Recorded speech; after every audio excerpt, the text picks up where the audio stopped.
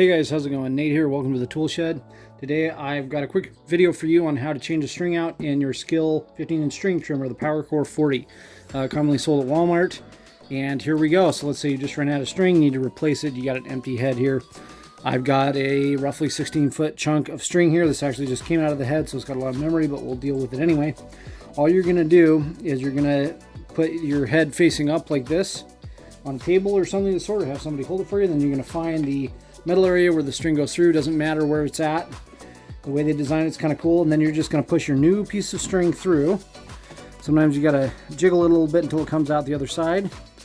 And then all you need to do is pull this until it's roughly even. So if you got a 15-foot chunk, it'll be 8 feet on each side. And so I'm just going to guess real quick here,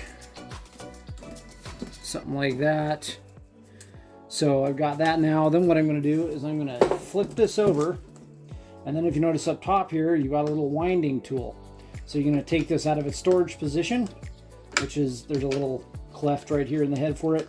And then what you're going to do, you can just leave the string probably, maybe for the first couple clicks, you're just going to wind this counterclockwise. You hear the clicking. So I'm going to hold on to the shaft here, and then you're just going to keep going, and this will just wind the string right up onto the head there.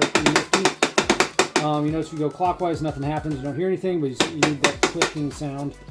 You got to make sure the string doesn't get completely bound up or stuck in there. But normally replacement string will be a little bit easier to deal with than this stuff that just came off the head. So I'm just going to keep going till I've got 10, 15 inches or something like that.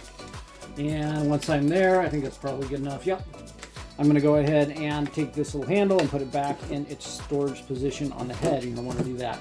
So once you've done that, you are good to go. All you got to do is throw a battery in this thing. You're ready to demolish some more weeds. So that's all I got for you guys today. Thanks for watching the video, and I'll see you in the next one.